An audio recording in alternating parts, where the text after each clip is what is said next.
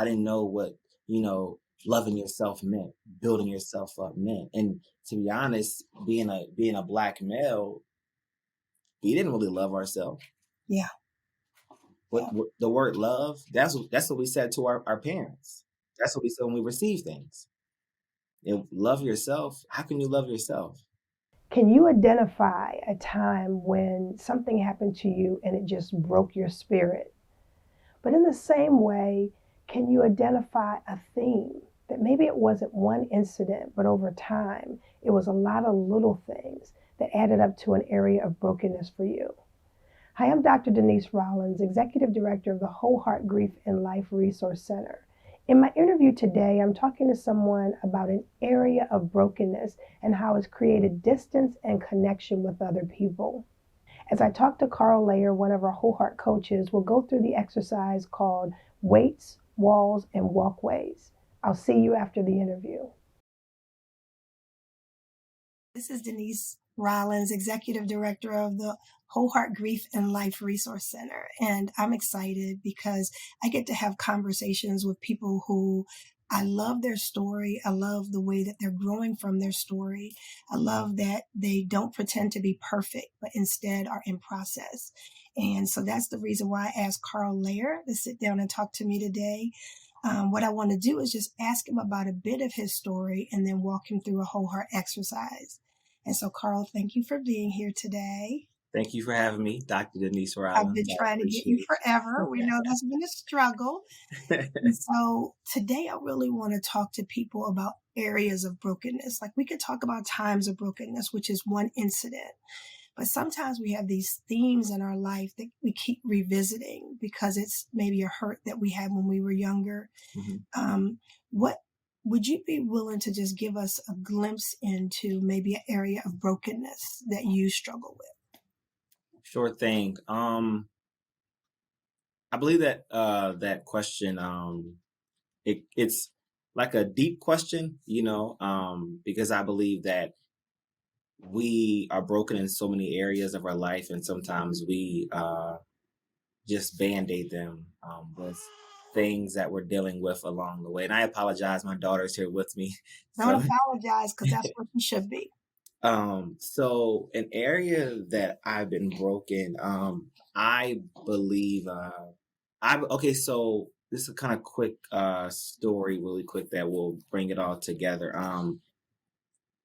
I was a child who went through like the foster system, but a family member raised me. So I lived with my godmother, who I called mom, while my mom was actively in the area that I live in now, which is Frederick County. But she was in and out of jail because of drugs and her own situation, and things that she dealt with through life circumstances. So an area that I've dealt with brokenness was, I believe, just being accepted, and dealing with that title of being a son, because I had the pleasure of having two moms, and my godmom had a husband. I never called him dad. I called him Day Day. And then I have a father, of course, who is alive and well, and he calls me son. But I have to deal in pain with the area of being called a son, or from two ladies, if that makes sense. Mhm. And then knowing who to call mom at what time in my life, and and if that makes sense. Mhm. Mhm. So this to me, it's like this uncertainty growing up. And really it comes back to identity because you said being called a son. So it screams to me like, who am I? Hmm. And I'm just curious, how has that idea of identity kind of crept in other places in your life? I think that things come at different times in our life, when we go through different things and we see different people and we're having challenges. Being accepted, being loved, knowing or doubting if I was capable of being loved, and if I was capable of loving, Mhm. um, and also just being accepted. Like, am I like some material? It's great to have two moms. It's great to have all these people around at the village, but you have this young boy here, who doesn't know if he's even a son. Mhm. because of the things that sons are showed in the areas that sons are loved in. Mm-hmm. Wow. So we have this exercise that's called weights, walls, and walkways. And it's Hmm. this whole idea that when we have these issues, sometimes the fact that you have these identity issues, and to me, I hear some issues of worthiness. Am I even worthy of being called a son?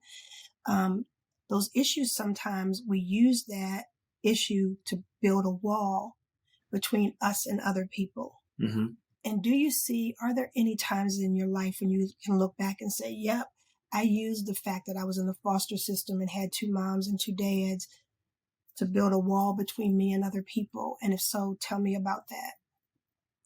Yeah, I definitely did a lot.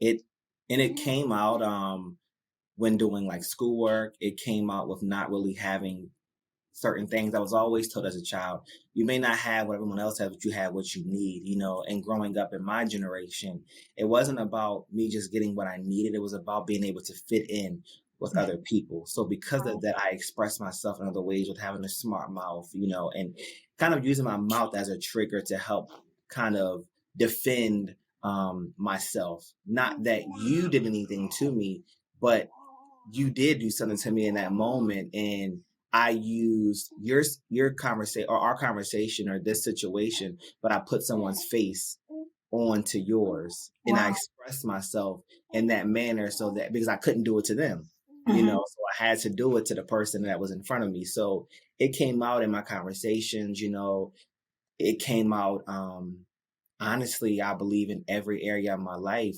And it came out in times and ways I didn't even know it was coming out. Like it would randomly come out. Mm-hmm.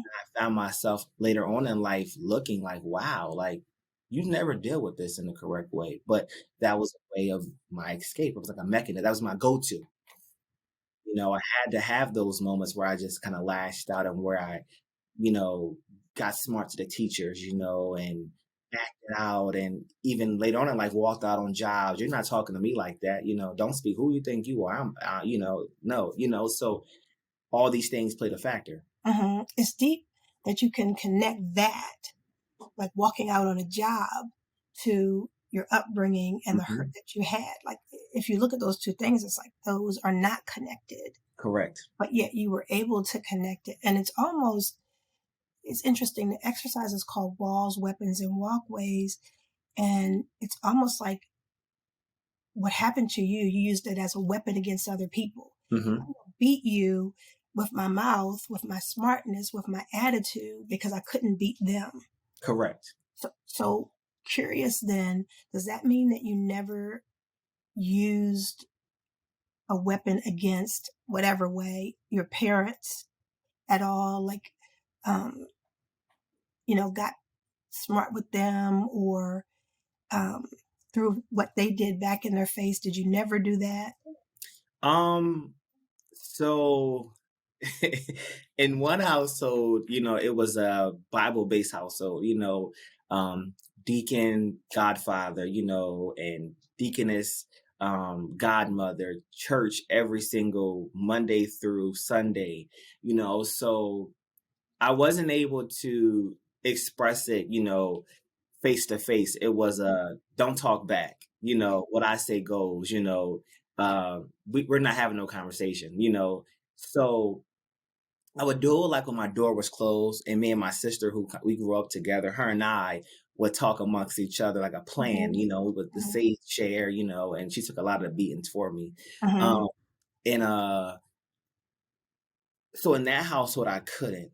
But with my mom, I did because she was my mom, but in my mind, she wasn't my mom because she didn't raise me. She wasn't raising me. She wasn't protecting me. She wasn't there for me. So she was kind of like a person on the street. mhm. She was my outlet. She was like the punching bag. She was my escape when I wanted to have fun and when I wanted to do things and you know and not be so tied down. But then when things weren't going right, she was my outlet. I yelled, I screamed, I cursed, you know, I you don't even know what it feels like. Not knowing that she had shoes to walk in that we didn't wanna know what that felt like. Yeah, yeah. So what's deep about that to me is that, so with one set of parents, it was almost, there was a wall between them and you because you didn't show them the real you. You went in your room and whispered, and there Hmm. was this disconnection because of the way the household ran.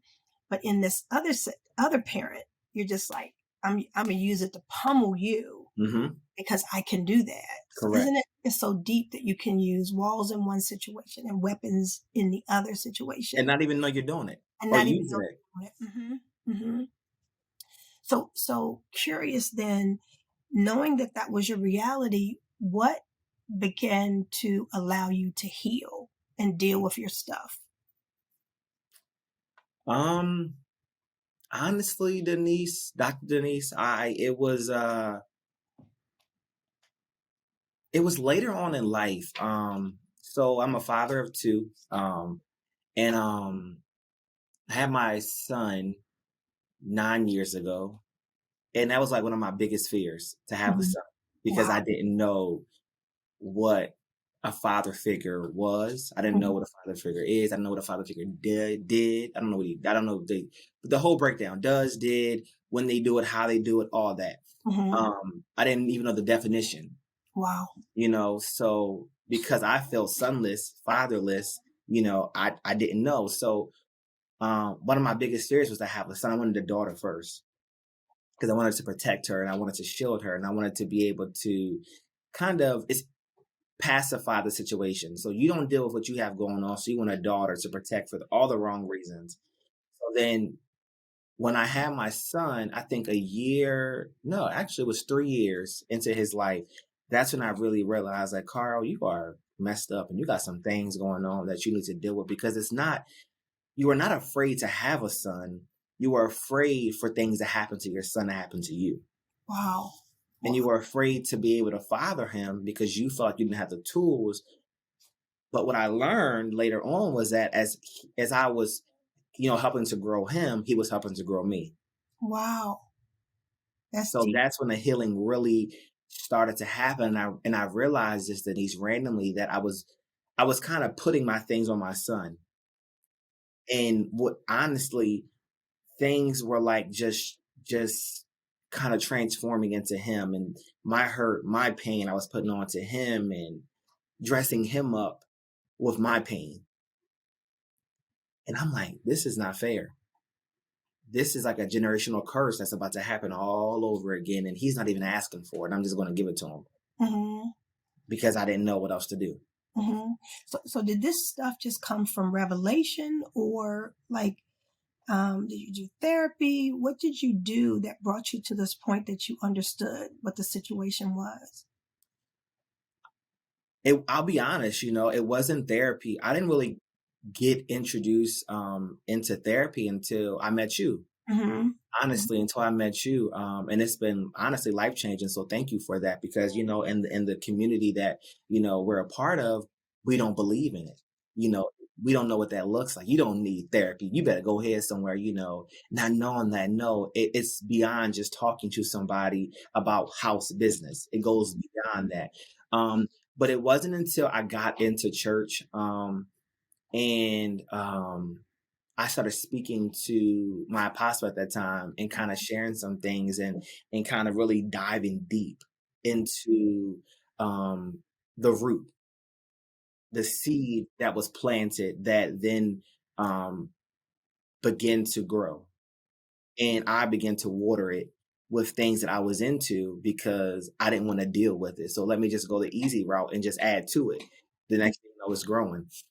So when speaking with, my apostle at the time and actually getting into some minister classes, that's when I really started to dive in, and I realized like this is not healthy. It's starting to ruin things. Mhm. It's ruining, so I'm curious because you said you had to get to the root and the seed. And what do you think is the root for you? Like if you were just to say, this is my root issue.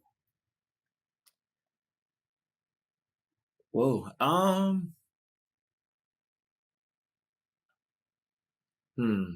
See, I believe the seed is me. Hmm.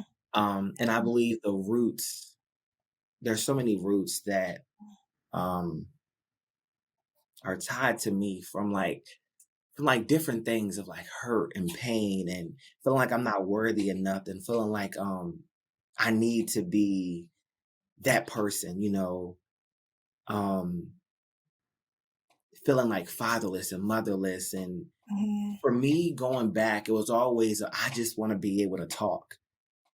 I want to be able just to share how I feel.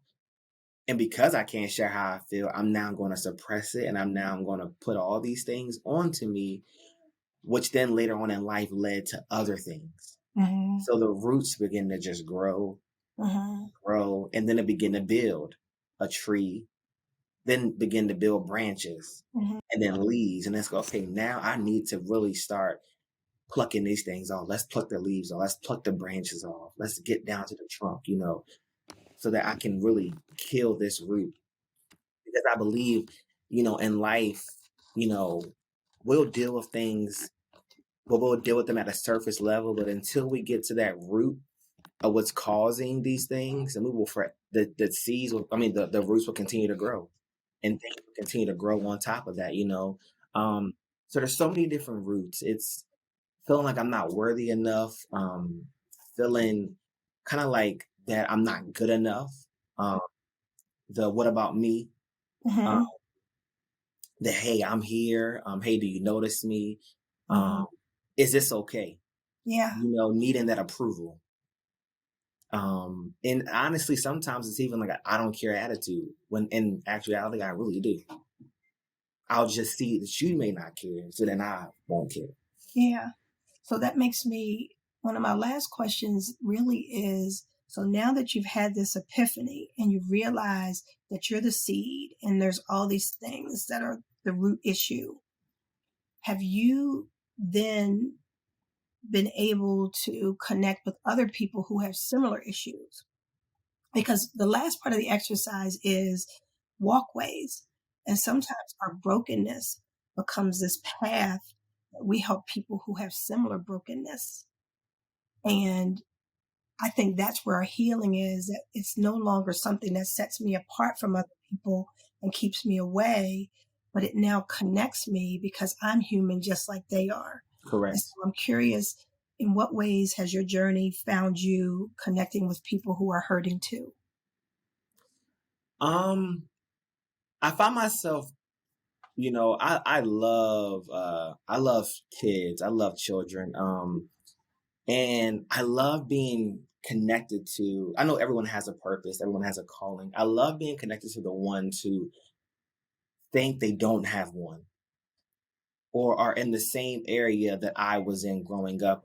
So I find myself being connected to the younger me, the hurt me, Mhm. and I see these things in people. Then I find myself being connected to the mature me, um, Mhm. the me that's now, the me that is not perfect, the me that is not dotting every I and crossing every T, but the me who is worthy, Mhm. and the me who is worthy, and the me who people can understand and see beyond. So as a child, I went through a lot of things that were extremely hurtful, extremely painful. And I find myself being connected to the the children whose mother isn't around, the children whose father isn't around, the children um, who have been molested, Mhm. the children who have um, not really been shown love and shown guidance. And then I later on find myself being connected to free people who are able to express themselves and share what they went through and how they got through it and where they're leading themselves to now. So, Mhm. Mhm. So it's interesting then to me because what you're saying is that your pain connects you with other people. It's a walkway to other people who are hurting. Yet your healing and your freedom is also a pathway to connect with other people who are healing and free. It's like you're building these bridges to those who need what you needed as a child and also those who have what you have now. correct. To me, it's really Absolutely. powerful. Absolutely. And it's funny how you broke that down. because of course, you know how we see people in these positions and we say, I want to get there, but then you don't know what it took for them to get there. And there's people around us that are looking up to us and they say, only if I can get to that place. But then you have the person who's went through these things and it's okay, let me help the little you get to the big you. And then hopefully we can reach that if it's for you, because everything may not be for you. Sometimes things are meant for other people, but you just have to go through things, Yeah. you Yeah. know, and um, you know, we see people, you know, on TV and we see people in certain positions and we don't know their story. We don't know what it took for them to get there. Um, and that is why this is why I believe this is so important, because until we deal with the things on the inside of us, we cannot reach where we need to reach. And honestly, and be purposeful, you know, and be able to help people, because we can do it broken, but how Mm-hmm. is it beneficial? Yeah. Yeah. I love it. I remember early on in my process, I had this vision of me standing in front of this almost arena of people speaking, and with this message in my heart that said, but you don't know what it took to get here. Like all the deaths that I had to go through, all the brokenness, the being a child of divorce, being somebody who didn't think I was pretty enough, all of this other stuff. Wow. And it's all of that that puts me in that arena. Mm-hmm. But people want the arena, but not the pain. Man. And so I guess my last question to you is, when you're talking to that grown person who at 10 years old, like you, had a broken situation and that became their identity, what encouragement would you give to somebody who says, but I came from this and this is why I'm Mm. mad? What would you say? Honestly, I would tell myself that it's gonna be okay. Mm-hmm. It's gonna be okay. Be patient. Mm-hmm. Um, you know, be patient, love yourself. It's gonna happen for you. You know, it's gonna happen for you. It may seem like it's not now, but it will. You know, as a child, I was very, very hard on myself, because of the things that was going on around me. Um, and I did not know that I was making my life harder on top of things I was already dealing with. Um, and you don't realize the pressure you're putting on yourself until later on in life, when you feel like you didn't meet any expectation or you didn't meet the target, or you see other people in certain areas of their life and you're like, could you have reached that if you wasn't that hard on yourself? You Mm-hmm. know, or could you have done that? Um, I would honestly just tell myself just to trust the process, be patient, and honestly encourage myself a little bit more to definitely say like it's okay, you know. But like I said, at that particular time in my life, therapy who, Mm-hmm. you know, conversation who. There was very little conversation I was had, Mm-hmm. so I didn't know what that looked like. I didn't know what, you know, loving yourself meant, building yourself up meant. And to be honest, being a black male, we didn't really love ourselves. Yeah. Yeah. What the word love, that's what we said to our parents. That's what we said when we received things. And love yourself. How can you love yourself? You know, so Carl, now I now that, I know that's different.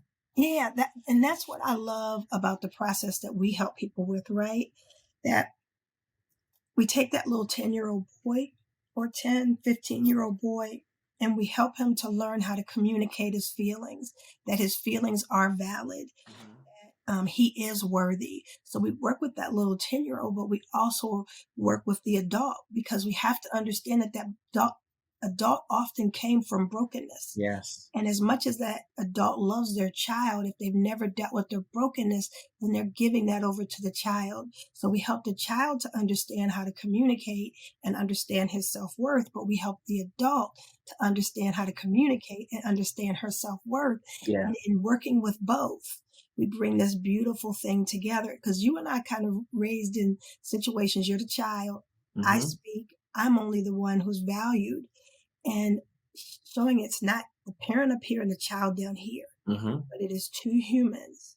And when they can see eye to eye respectfully and connect, that is so much more powerful for that child and for the parent.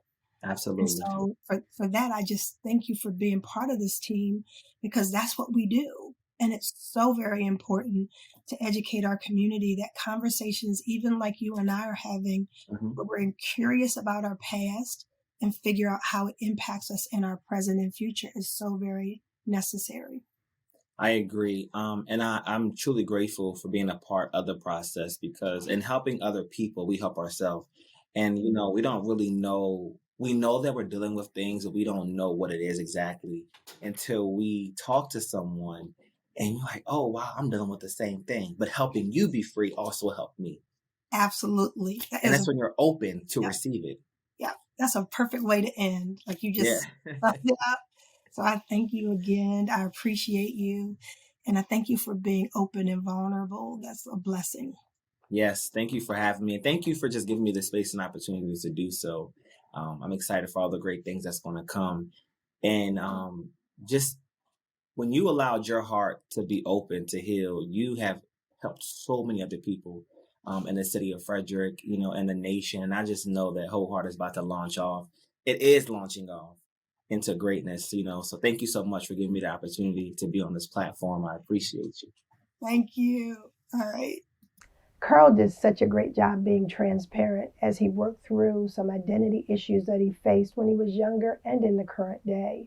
What I love about these exercises is it allows us to understand ourselves better. And then when we share the information with those close to us, they can understand us better too. I encourage you to complete this exercise, and the directions are at the end of this video. I thank you for being part of Karl's process and also working on your own.